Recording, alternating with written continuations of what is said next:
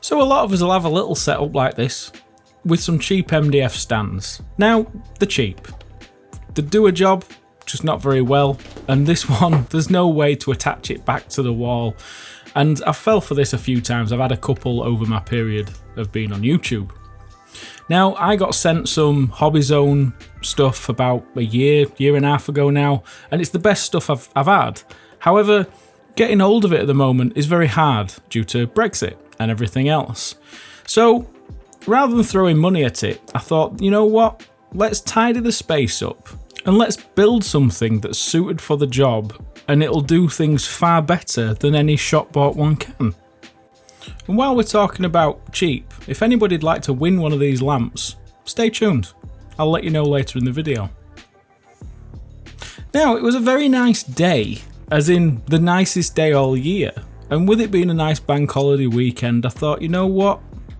Let's take this outside, let's go buy some wood and have some fun in the sun. Now, the first shocker is I've not been out and bought much timber off the shelf at B&Q for a while. It were pretty expensive, so I got this 2x1 rough cut. It was discounted because it was quite warped in areas, and it cost about $16.50 I think with the reduction. It's normally around 19 quid, so it's quite cheap for the 6 or 8 pieces that I got, and I'd only need about a quarter of it to do what I'm going to do. Now, I'm building this quite roughly with very minimal tools. All my tools are at work, so I'd built this in a way that anybody could do it. It's quite achievable. And I'm building it quite rough and as cheap as possible because, as we all are, we like to change things up. We like to try things out and then you find things that don't work. And I've built it in a way that if I want to change anything or extend it, it's very simple to do and it's going to be very easy to replicate later down the line. Or I can completely get rid of it and build something far better once I'm happy with the setup and make it out of some proper oak or something nice and impressive. Now, where I'm going to mount my iPad or monitors and things like that, it was a little bit too central, so I decided to move it wider apart so I'd have longer shelf space. How I'm attaching all this together is using some self-tapping screws. Buy slightly better screws because the countersink and the don't split the wood, and this saves just on piloting the hole, so you don't have to buy a box of drill bits. You can just do this. You could even just screw it in by hand with just a hand screwdriver if that's all you've got.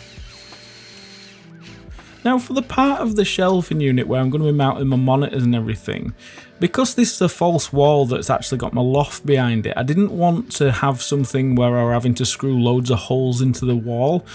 Because I'm mounting monitors and things, I wanted a bit more wood for the screws to grab into so it makes it a bit stronger. So what I'm going to do is put a fascia on the front and the back. I found this in my shed. It was a piece of an old cupboard. So I just attached that on, and this determined how wide that shelf was going to be. And then the rest of the shelves, I cut them a bit proud, and then all I did is I sanded them down to fit. The wood isn't perfectly square because it was slightly warped when I bought it, but it was near enough. So cutting them a bit proud, you can sand them all to a perfect size so it's a better fit. Now, I didn't measure or pre-plan how many shelves were going to go in. I just literally did it like this. I just put the paint pots in and then I squared it off so it was the same distance from every bottle top. And that gave me enough space so I could move it in and out without it catching on the wood. And I just screwed these in place with 2 screws as I've done the rest of the frame. Very simple, very easy and very quick. The only thing that I should have done is probably measured the distance a bit better because sanding it took an awfully long time, but it led for a better, tighter fit. Now I'm just pre-drilling some holes into where the monitor arm's going to be, but behind that there is some more of the shelving wood, so he's drilling something into that. I'd be quite confident mounting a Vosa mount onto that now, and I could even mount a computer monitor on there. Now, with us using the rough cut wood, I had to sand this down, and I just used a bit of sandpaper on a bit of the wood, and I gave this a bit of a basic rub down just so there were no splinters or anything else. However, it did have a bit of a grain and a bit of a texture. Now, I didn't mind this, but I thought what I'll do is I'll just give this a good rub down, and then I'll spray it with some paint that's got a slight texture. It's almost like you've painted something and sprinkled talcum powder on it. This is £2.30 from a local discount store, and one can give it a good enough coat. I should have bought two really and give it a second, but it did an okay job. And that texture just sort of took away the wood grain and just made it a bit more pleasing to look at. Now for mounting this to my wall, I'm just using some L brackets and some pigtails just for going into the plaster. Once you've got the pigtails in, just get your right angle brackets and just screw them into the pigtails. This means that into the plasterboard you've got a good strong bond. However, the one on this corner and the one on the final corner of the shelving was going into the support of the roof, so I didn't need to use the pigtails there. I used them on a centre support. Once you've done that and attached it to the wall and you've tested how strong on the wall it is, it's now time to just fix everything in place. Now this iPad stand, I bought this ages ago off eBay. I think it was about 15 quid. And even if you're not doing any streaming or anything, having your iPad there if you can't get a computer in front of you, it's nice just for watching your favourite YouTube videos or having some music on or answering Facebook or just FaceTiming a friend. It's really nice having that there. And if you didn't have space for an iPad or you don't have an iPad, just get a little phone mount and put your phone in there and run some wires up there so it can be on charge when you're using it.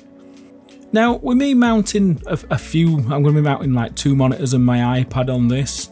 It is very secure to the wall. I mean, so secure I'd be quite happy mounting like a Vosa mount and putting a PC monitor on there if I ever decide to do that at any point.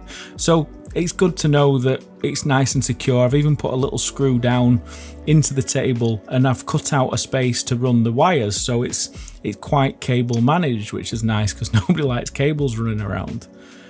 So best thing about doing this sort of prototype good shelving is you can try things and you're not worried about damaging it. And I think if I was to make one of these out of some decent wood, it's a good template to work from. Now once I'd put all my paints and everything out, I actually had a lot more space than I thought I had, and if I ever wanted to extend this, I could quite easily extend it above the loft access door or further down into the desk.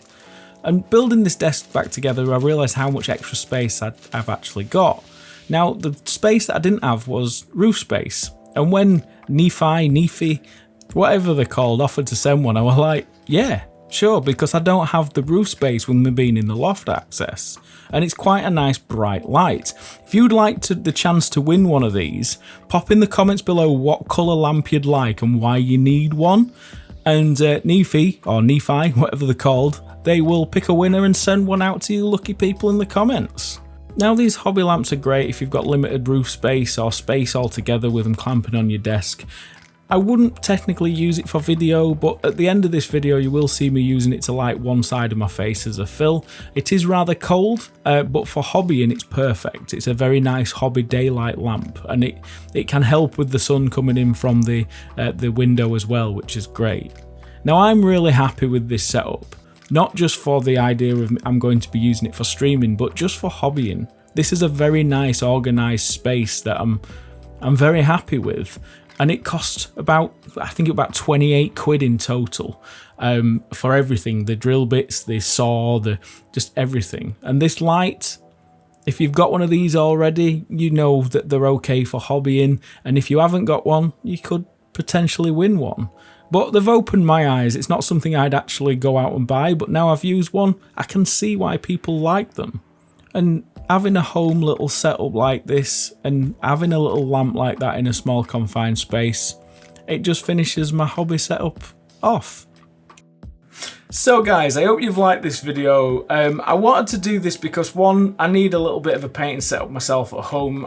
Like as you saw, I had what I had, but it kept falling over and bits were falling out of it, and it wasn't practical, especially if I wanted to do any sort of filming or anything. I've got nowhere to mount the cameras, and it was just a bit like a desk in a corner. So I thought, spend a couple of quid, funnily enough, more or less about a tenner more than what it would have been to buy one of the cheap ones, and I've got something that's far more substantial, a hell of a lot more practical, and it holds more stuff. So I'm really happy. What do you think? Let me know in the comments below, guys. If you've liked this video, don't forget to like, share and subscribe. And if you want to support me, guys, check all the links below where there's Patreon, there's my shop where you can buy all my basing materials and things like that. So guys, if you've enjoyed this video, I'll see you for the next one. Love, love, love.